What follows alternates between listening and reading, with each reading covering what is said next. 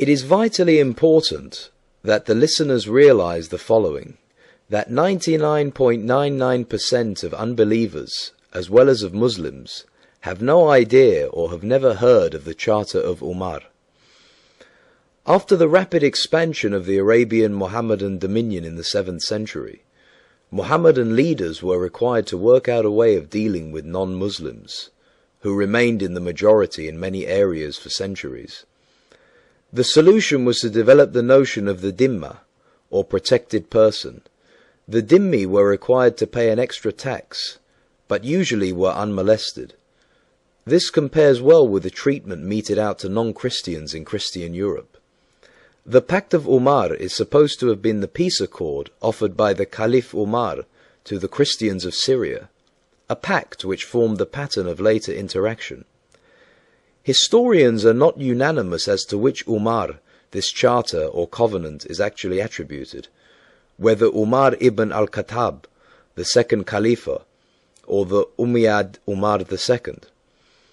In the final analysis, it is not important to whom it should be attributed, since the conquering Mohammedan Muslims implemented it and have been doing so for the last 1400 years, and continue to do so in the 21st century in most Mohammedan states. The following is from Al-Tartushi, Siraj al-Muluk, pages 229 to 230. We heard from Abd al-Rahman ibn Ghanam as follows: when Umar ibn al-Khattab, may Allah be pleased with him, accorded a peace to the Christians of Syria, we wrote to him as follows: in the name of Allah, the Merciful and Compassionate.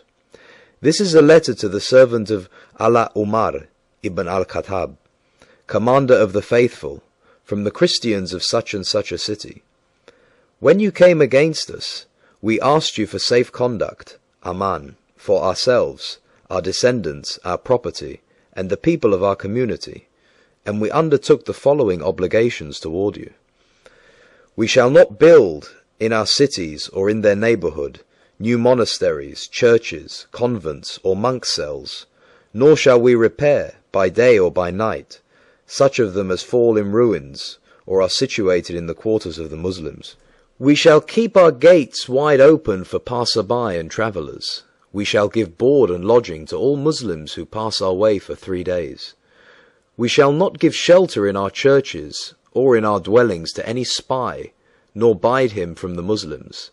We shall not teach the Quran to our children. We shall not manifest our religion publicly, nor convert anyone to it. We shall not prevent any of our kin from entering Islam if they wish it. We shall show respect toward the Muslims, and we shall rise from our seats when they wish to sit. We shall not seek to resemble the Muslims by imitating any of their garments, the kalansuwa, the turban, footwear, or the parting of the hair.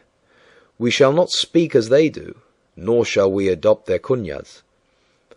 We shall not mount on saddles, nor shall we gird swords, nor bear any kind of arms, nor carry them on our persons. We shall not engrave Arabic inscriptions on our seals. We shall not sell fermented drinks. We shall clip the front of our heads. We shall always dress in the same way wherever we may be, and we shall bind the zunah round our waists.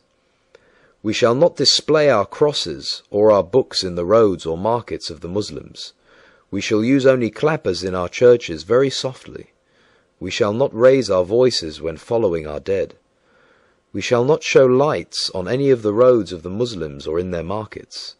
We shall not bury our dead near the Muslims. We shall not take slaves who have been allotted to Muslims. We shall not build houses overtopping the houses of the Muslims. When I brought the letter to Umar, may Allah be pleased with him, he added, we shall not strike a Muslim. We accept these conditions for ourselves and for the people of our community, and in return we receive safe conduct. If we in any way violate these undertakings for which we ourselves stand surety, we forfeit our covenant, dhimma, and we become liable to the penalties for contumacy and sedition. Umar ibn al-Khattab replied, sign what they ask, but add 2 clauses and impose them in addition to those which they have undertaken. they are. They shall not buy anyone made prisoner by the Muslims.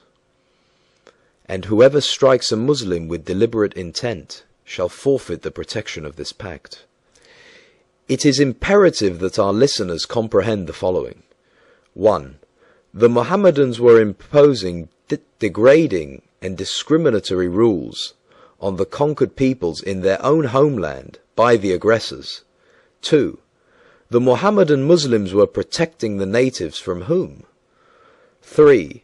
Every condition above represents utter contempt for the religious beliefs and feelings of the subjugated peoples, for their culture, their heritage, and their dignity.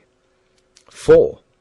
Although generally they were unmolested, it did not stop the leaders to have them massacred whenever they needed to distract the Mohammedans in times of stress. 5.